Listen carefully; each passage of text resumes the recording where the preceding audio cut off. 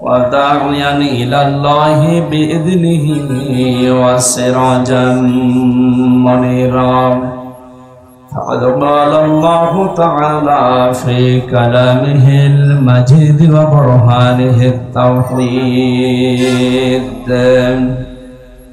أعوذ بالله من الشيطان الرجيم بسم الله الرحمن الرحيم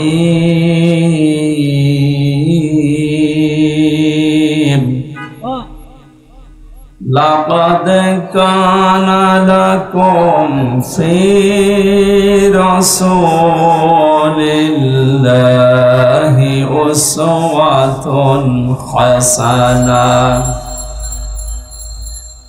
أسوة حسنة لمن كان يرجو الله واليوم الآخر وذكر الله كثيرا ولما رأى المؤمنون الأحزاب قالوا هذا ما وعدنا الله ورسوله وصدق الله ورسوله وما زادهم إلا إيمانا وتسليما اللهم صل على কত ব্যথা কত ভাবে সয়েছ যে তুমি তোমারই খুনে লাল তায়েফের ধামি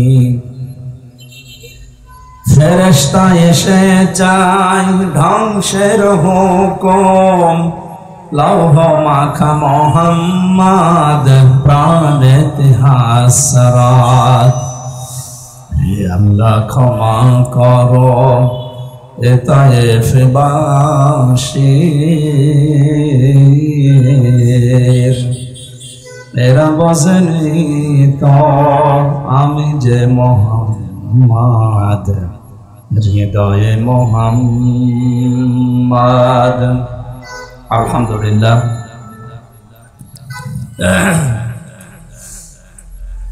চট্টগ্রাম ধনিয়ালাপাড়া মহল্লা কমিটি কর্তৃক আয়োজিত মহাবিশ্ব আমাদের মালিকের মুখের পবিত্র বাণী কোরআনে কারীম এ বিশ্বের সর্বশ্রেষ্ঠ নেতা সর্বশ্রেষ্ঠ মানুষ মুহাম্মদুর রাসূলুল্লাহ সাল্লাল্লাহু আলাইহি ওয়াসাল্লাম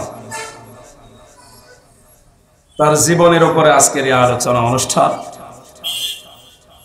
সিরাতুন নবী সাল্লাল্লাহু আলাইহি ওয়াসাল্লামের পবিত্র মাহফিলের স্বনামধন্য সভাপতি বিশিষ্ট ইসলামী চিন্তাবিদ শিক্ষাবিদ বায়তুশ শরফ চট্টগ্রামের শ্রদ্ধাভাজন দায়িত্বশীল পরিচালক পীর সাহেব আলহাজ মাওলানা আব্দুল হাই নগভী দামাত বারকাতুহুমুল আলিয়া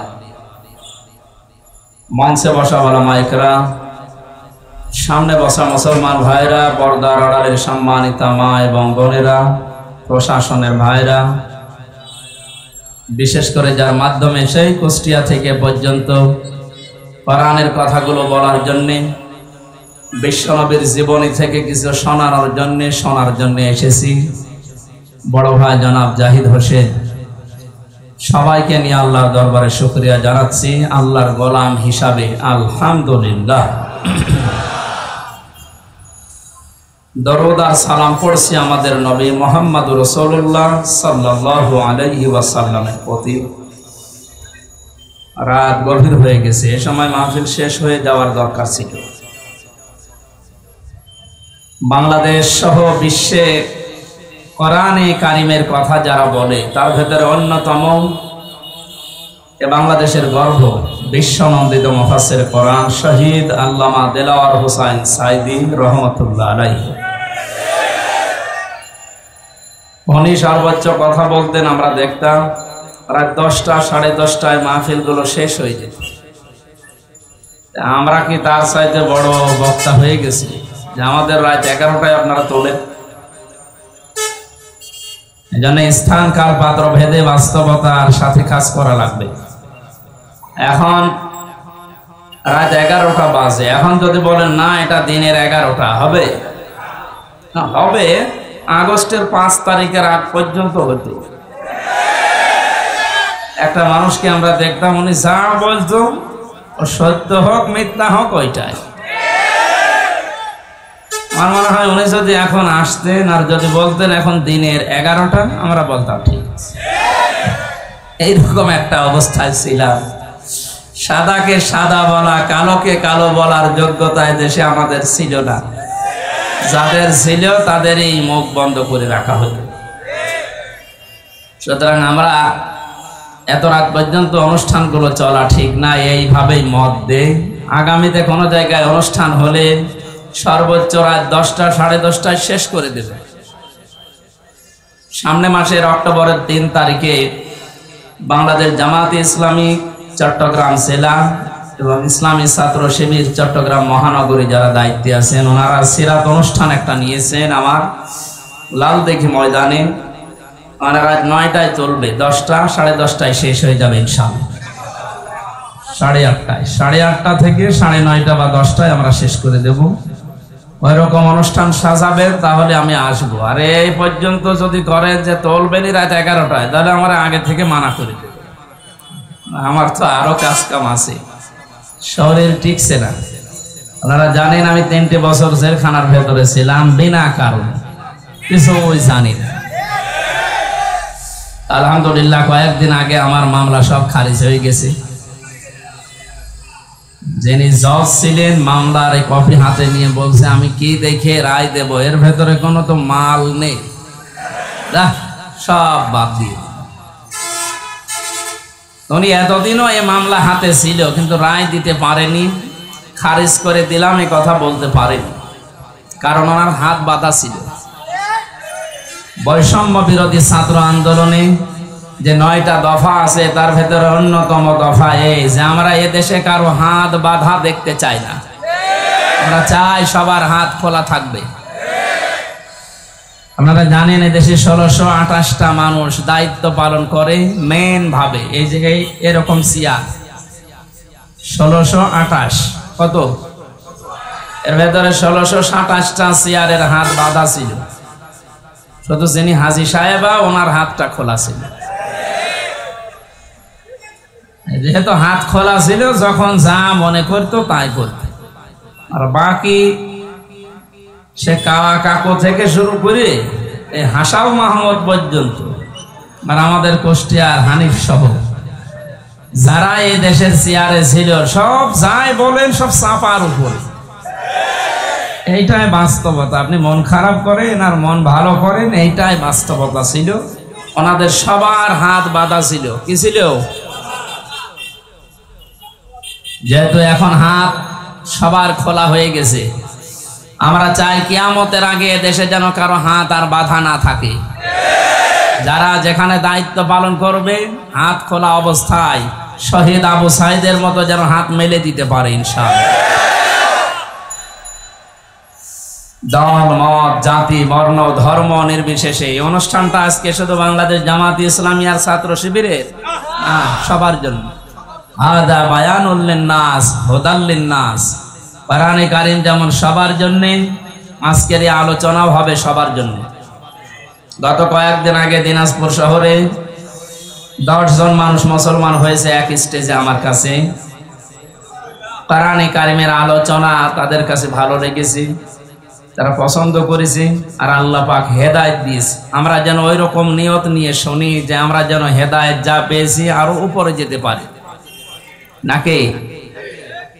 আমার মতো আপনার মতো কোরআনে কারিম শুনেছিল আব্দুল্লাহ বিন ওবাই, কিন্তু হেদায়েত পায়নি। বলেন না কেন? তারও আমার মতো দাড়ি ছিল, জোব্বা ছিল, পাগড়ি ছিল, হাতে তসবিহ ছিল, নবীর পেছনে নামাজ পড়তো। আপনি নামাজ পড়েন হয়তো বাইতুল শরফে, সে নামাজ পড়তো কাবা শরীফে আর মসজিদে নববীতে।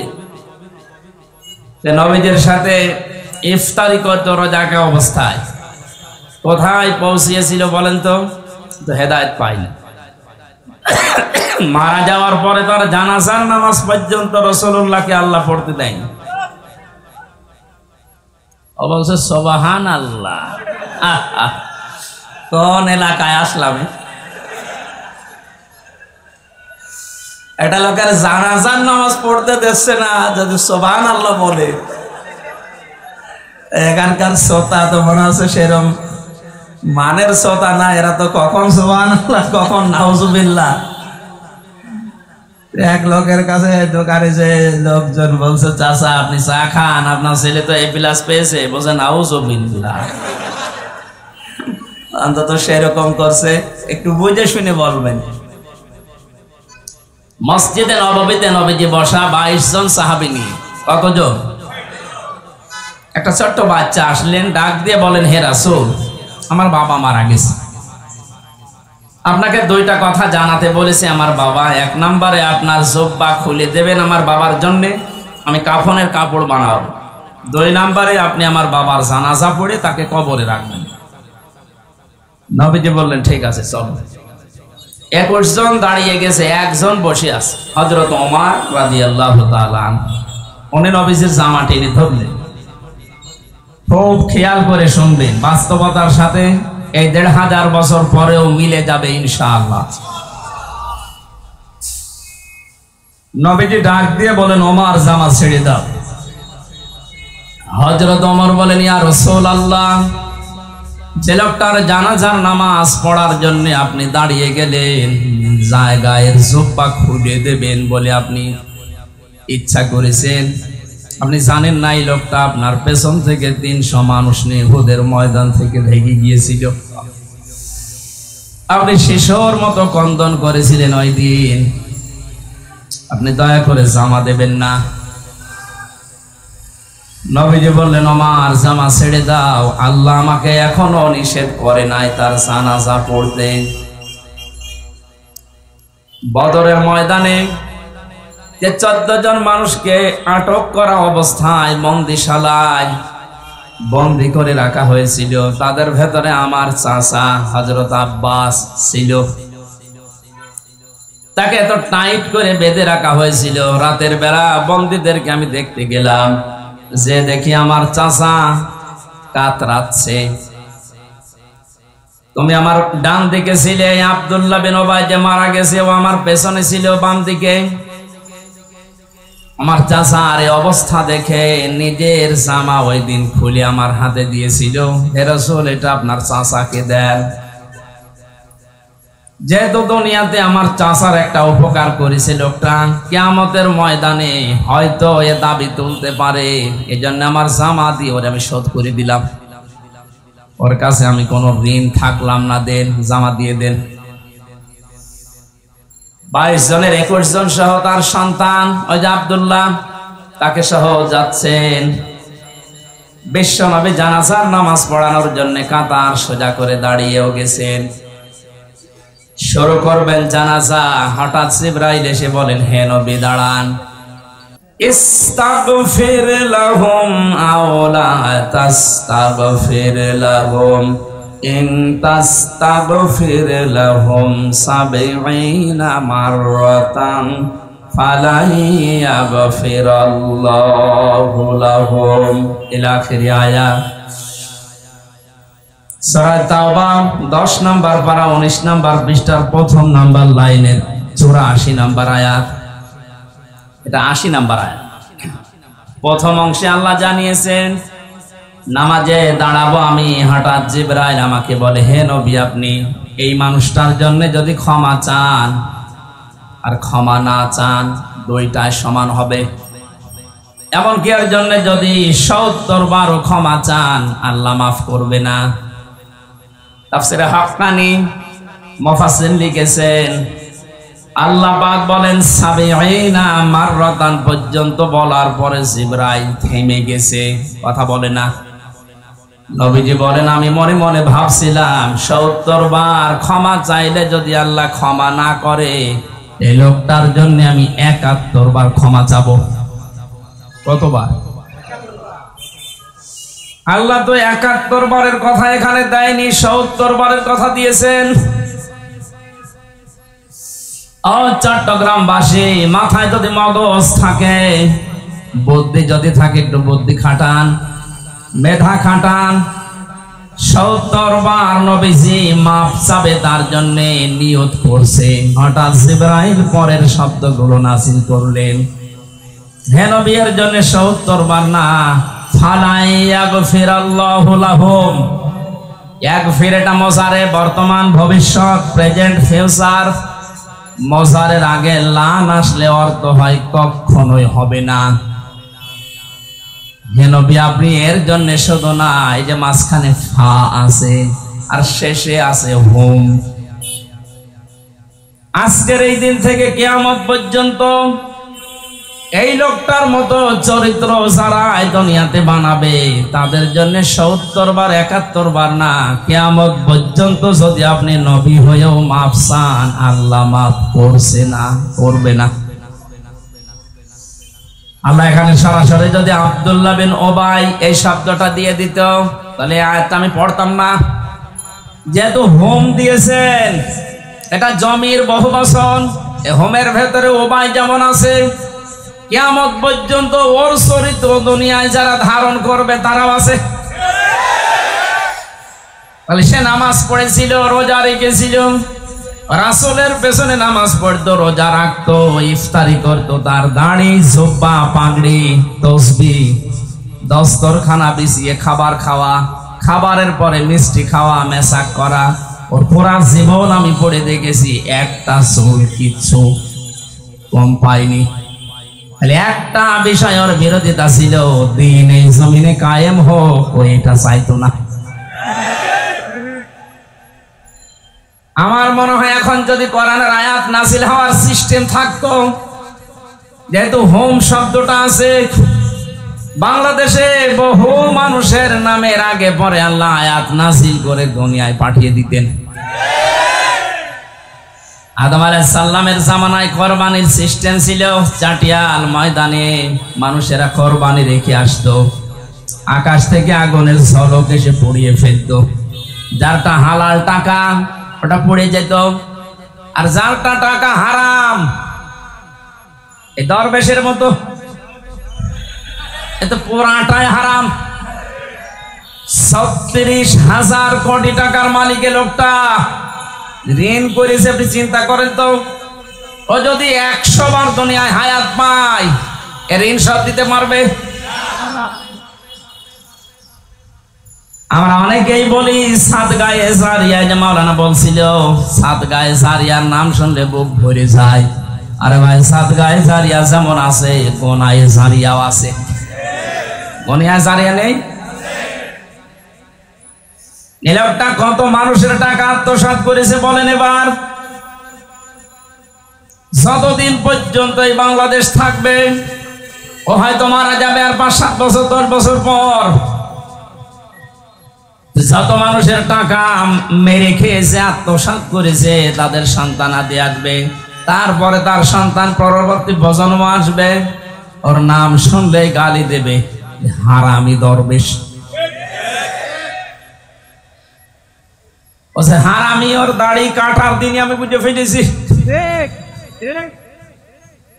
শুধু ও না, আমার তো মনে হয় ওই দলে যারা আছে, আপনি তাকান,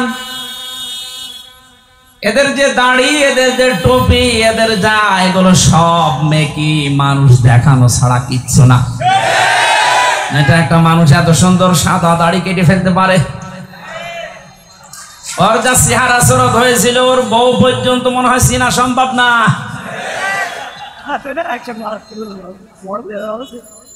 হোমটা দিয়ে যেহেতু আমরাও ঝামেলায় আছি, এই জন্য আমরা যেন ঝামেলায় পড়ি না যাই, সতর্ক হই। এই বাংলাদেশে যারা দিন কায়েম করতে চায় না, যারা বাধা দেয় তারা কাফের, আর যারা সাপোর্ট করে না তারা মুনাফিক।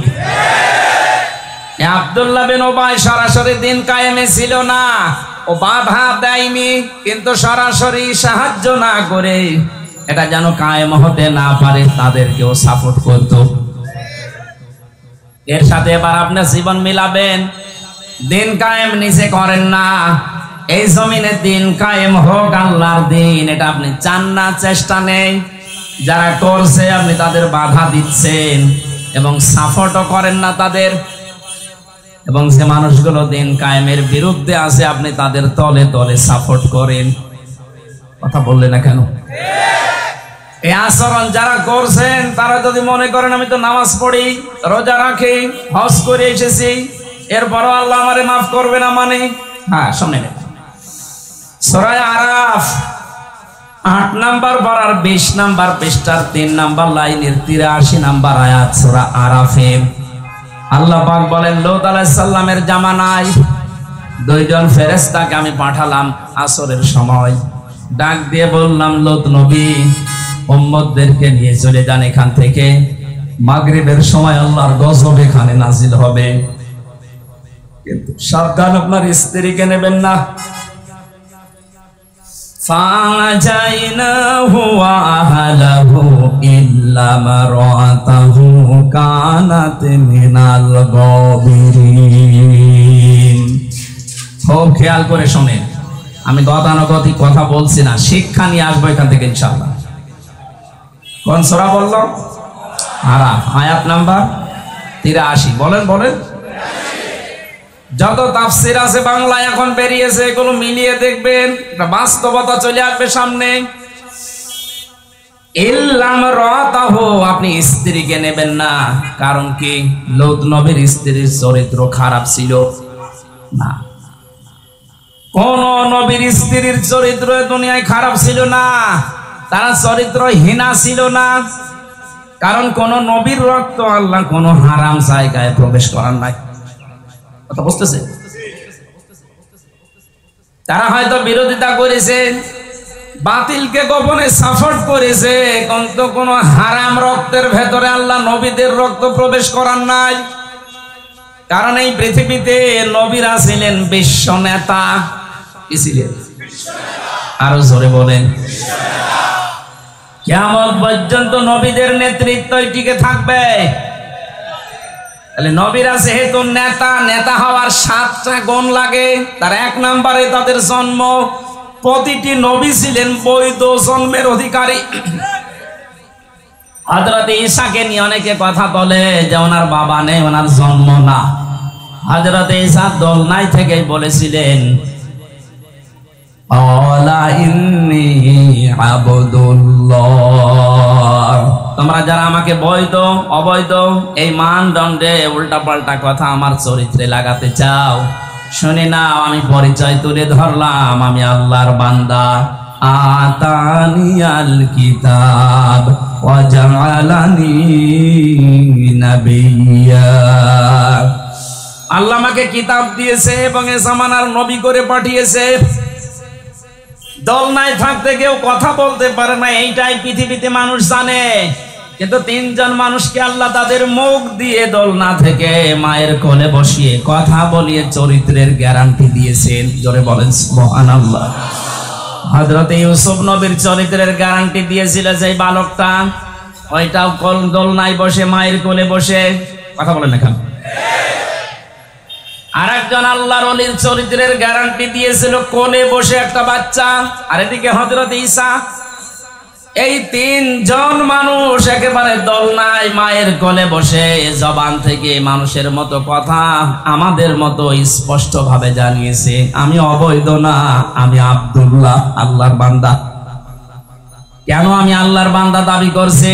আল্লাহ আমাকে কিতাব দিয়েবে সামনে এবং জামানার নবী করে আমাকে আল্লাহ পাঠিয়েছেন।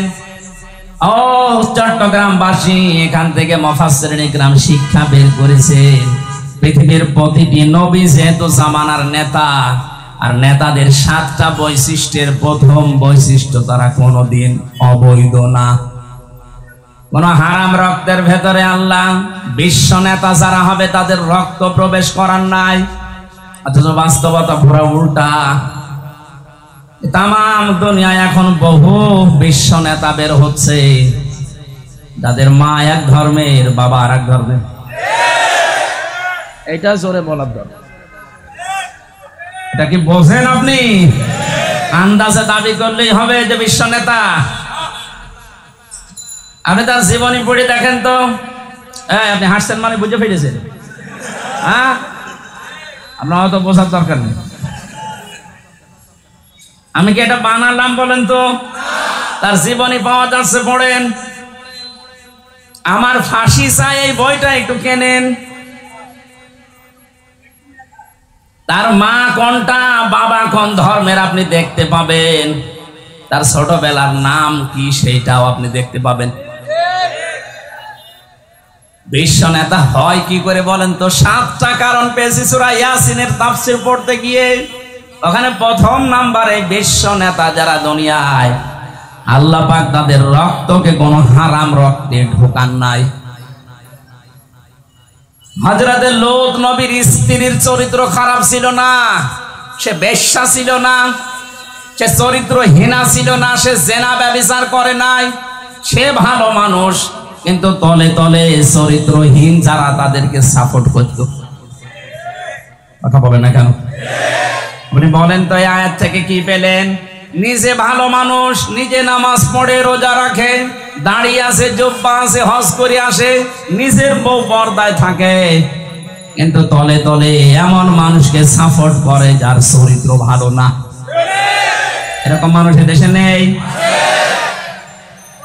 যারা ইসলামী শিক্ষাকে ধ্বংস করে খ্রিস্টান, ইহুদি এবং হিন্দুদের শিক্ষা ব্যবস্থা জারি করার চেষ্টা চালিয়েছিল, তাদেরকে আপনি সাপোর্ট করেন, তাদেরকে সমর্থন জানান, তাদেরকে মহব্বত করেন, ভালোবাসেন। আর আপনি বলেন আমি নামাজ পড়ি, রোজা রাখি, হজ করে এসেছি, আপনার অবস্থাও লোক নবীর স্ত্রীর মতোই হবে। আমি এর চাইতে আর নিচে নামতে পারলাম না। সুতরাং এর পরও যদি কেউ না বোঝার ভান করে থাকেন, ওটা আপনার উপরে ছেড়ে দিলাম। আমি যে কথাটা তুলতে চেয়েছিলাম এখানে,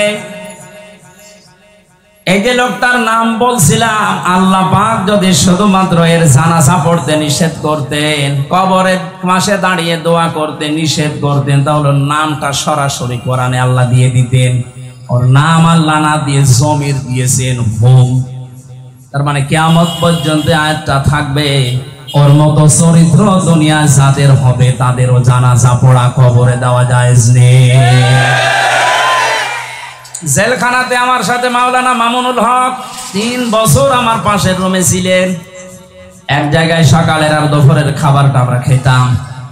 মাঝে মাঝে আমারে বলতো, হামজা বাইরে যদি যেতে পারি জীবনে কোনোদিন কাফেরদের জানাজা পড়াবো না। বলতাম, ভাই আপনি কাফের পাচ্ছেন কোথায়? কাফের নেই মানে? আমরা এখানে অনেকেই যারা বসে আছি, ওযু করলে ওযু ভেঙে যায় 7টা কারণে, এটা অনেকে জানি, জানেন না? নামাজ পড়লে নামাজ ভেঙে যায়, নষ্ট হয়ে যায় 19টা কারণে, এটা জানেন তো? আমাদের যে ঈমান এনেছি, ঈমান যে ভেঙে যায় 10টা কারণে, আমার মনে হয় অনেক মানুষ জানেই না। ঈমান ভেঙে যায় কোন কারণে? এই পৃথিবীতে কাউকে যদি কেউ আল্লাহর ঊর্ধ্বে মনে করে, তার ঈমান ভেঙে যায়। আর যারা শিরক করে, বেদাত করে, ওদের ঈমান ভেঙে গেছে এই কারণে, কারণ ওরা আল্লাহর রাসূলকে আল্লাহর উপরে তুলে ফেলেছে। এক কথা বলেন না কেন? যেখানে যার স্থান আপনি ওই জায়গায় রাখবেন। আল্লাহর উপরে রাসূলকে তুলে ফেলেছেন, এই জন্য আপনি শিরক করছেন, বেদাত করছেন, আপনার ঈমান ভেঙে গেছে। আপনার দাড়ি হয়তো আমার মতো আছে, জব্বা আছে, কিন্তু আপনার ঈমান নেই, আপনার ঈমান ভেঙে গেছে। 2 নম্বরে দুনিয়ায় আমরা দেখলাম এই 15.5 বছরে একটা মানুষকে উপরে তোলার জন্য এত জিকির করা, এত আলোচনা করা হয়েছে। আমার মনে হয় এত জিকির যদি আল্লাহর আমরা করতে পারতাম, আমরা আল্লাহর ওলি হয়ে যেতাম। কি হইলো বলেন তো এই 15.5 বছরে? আল্লাহ বলেছিলেন কালিমাতুল্লাহি হিয়াল উলিয়া, আমার কালেমা থাকবে সবার উপরে। অথচ এই 15 বছরে দেখলাম না আল্লাহু আকবার নেই, লা ইলাহা ইল্লাল্লাহ নেই, উপরে আছে অন্যজন। আল্লাহ এত বেশি রাগান্বিত হয়েছিলেন, সমলে ধ্বংস করে দিয়েছেন। এখন প্রধান উপদেষ্টার পেছনে লেখা দেখেছেন মাথার উপরে লা ইলাহা ইল্লাল্লাহ মুহাম্মাদুর রাসূলুল্লাহ। আমরা এইটাই চাই, কথা বলেন না কেন? শুধু এইটা না, বাংলাদেশের যে সমস্ত বিশ্ববিদ্যালয় থেকে মনোগ্রামে ইকরা বিসমি রাব্বিকাল্লাযী খলাক, ইন্নাদ-দীনা ইনদাল্লাহিল ইসলাম, এগুলো বাদ দেওয়া হয়েছে। আমরা চাই এগুলো আবার পুনরায় ওখানে সংযোজন করা হোক। হ্যাঁ, দাবি করেন না? এটা কি দুনিয়ার কোন মানুষের দাবি? কেন মানুষের দাবি না? বিশ্বনবী যেই দিন নবুয়ত পাবেন, ওই দিন তাকে জিবরাইল এসে বলেছিলেন ইকরা, তিনি বললেন আমি পড়তে পারি না। দ্বিতীয়বার যখন বললেন ইকরা, বলেন না মা আনা বিকারি, আমি জানি না পড়তে। তৃতীয়বার যখন গম বুকে চাপ দিয়ে বললেন ইকরা বিসমি রাব্বিকাল্লাযী খলাক, নবীজি পর শুধু পড়েন নাই, 5টা আয়াত পড়েছিলেন। আমি আবার বলছি, গতানুগতিক কথা আমি বলি না, এখান থেকে শিক্ষা আছে 5টা। এদিকে তাকা। 1 নম্বরে জিবরাইল বললেন, এতক্ষণ বারবার বলি যে পড়েন পড়েন পড়েন, আপনি পড়েন না। এখন যে একেবারে 5টা আয়াত পড়লেন আমার সাথে, নবীজি বলেছিলেন যে এতক্ষণ তো আপনি আমাকে বলেননি যে রবের নামে পড়া লাগবে, আপনি শুধু বলেছেন ইকরা, পড়ো। তো কি পড়বো? যখনই বলেছেন বিসমি রাব্বিকা, রবের নামে, আমি আর দেরি করি নাই। এটা শুধু আজকে না, কিয়ামত পর্যন্ত আমার উম্মত যারা দুনিয়ায় আসবে তাদের জন্য এইটাই শিক্ষা, তারা যেন রব বাদ দিয়ে কারো নামে না পড়ে। অথচ এটা পুরা উল্টিয়ে ফেলেছিল ওরা, আল্লাহর নামে পড়াশোনা বাদ দিয়ে বাবার নামে আরম্ভ করেছিল। সুনামগঞ্জের সাল্লায় এক মাদ্রাসায় ইসলাম শিক্ষা পড়াচ্ছে এক হিন্দু। কোথায় পৌঁছিয়েছিল শিক্ষা আপনি টের পেয়েছেন? আর এগুলোর জন্য দায়ী চট্টগ্রামের এই ছেলেটা।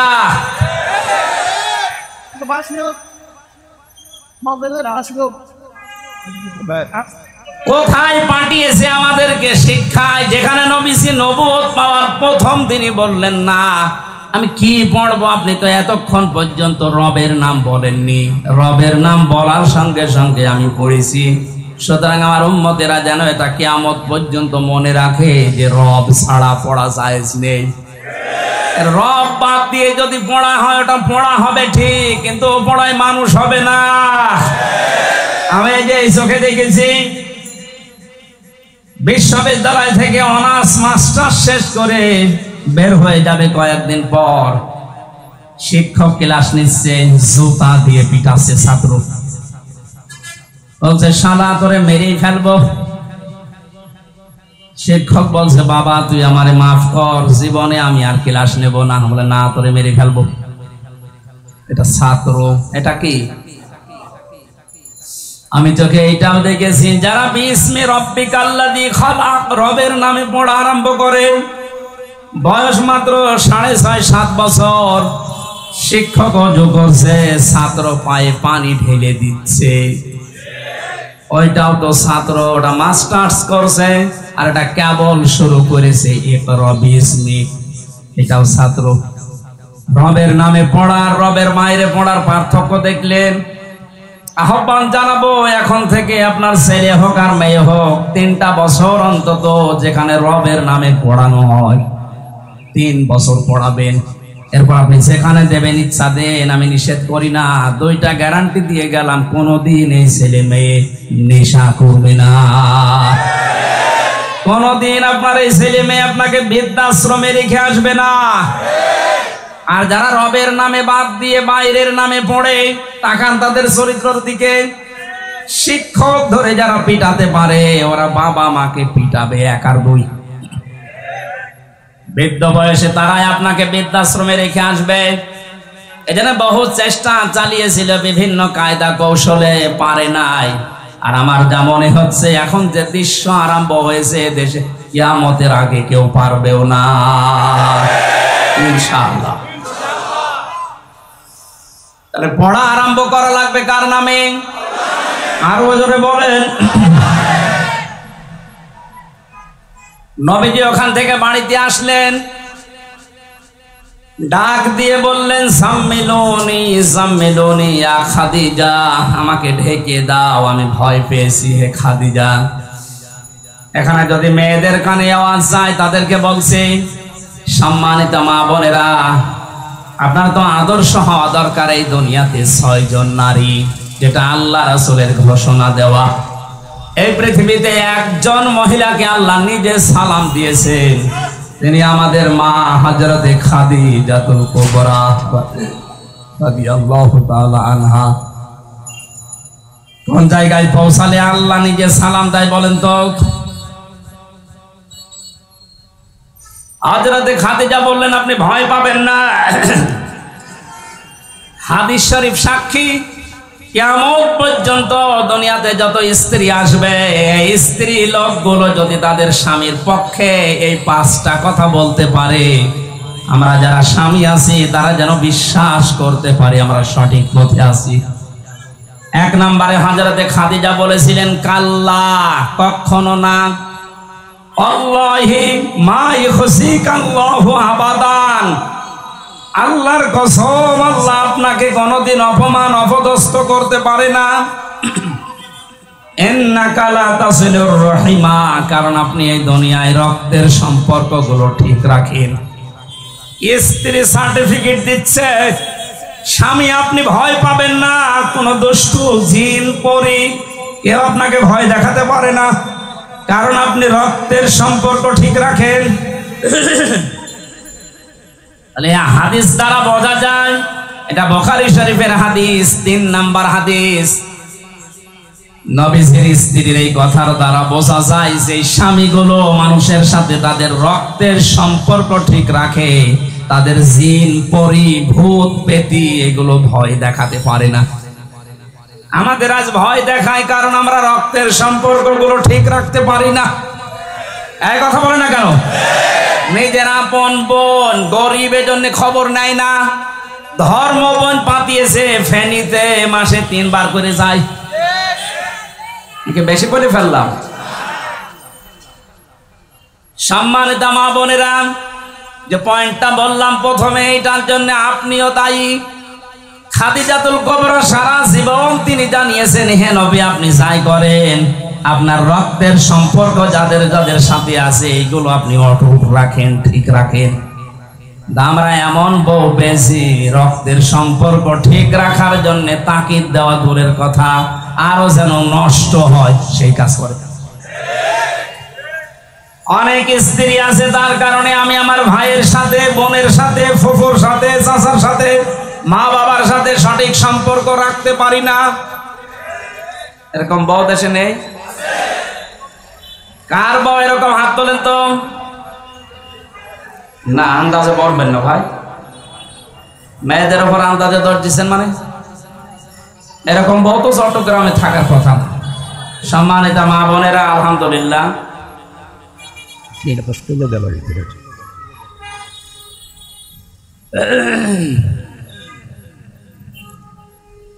2 নম্বরে হযরতে খাদিজাতুল কুবরা জানিয়েছিলেন, পৃথিবীর মহিলারা যদি চাও যে আমার স্বামী বেশি দিন বেঁচে থাক, আমার স্বামীর ইজ্জত সম্মান টাকা পয়সা এগুলো আরো বেড়ে যাক, তবে তুমি সব সময় স্বামীকে তাকিদ দেবে যে স্বামী তুমি যাই করো অন্তত রক্তের সম্পর্কগুলো ঠিক রাখো। কোরআনে কারীম জানিয়েছে, ইয়াসআলুনাকা মাযা ইউনফিকুন কুল মা আনফাকতুম মিন খায়রিন ফালিল ওয়ালিদাইনি ওয়াল আকরাবিন ইলা আখিরি আয়াত।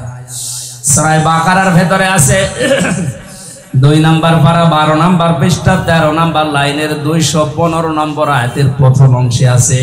এটা তাফসিরে ইবনে কাসির পাবেন।